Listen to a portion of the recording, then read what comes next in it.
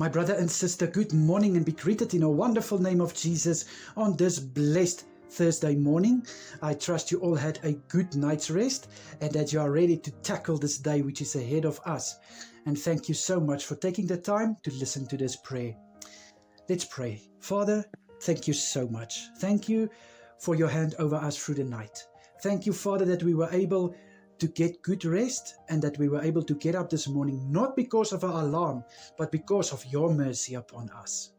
Father, I pray that you will please grant everyone a successful day. I pray, Father, for prosperity in their day. I pray that you will please fill every brother and sister of mine with strength and with wisdom, Father. I pray that they will have good courage in every challenge, every opportunity that comes their way, in Jesus' mighty name.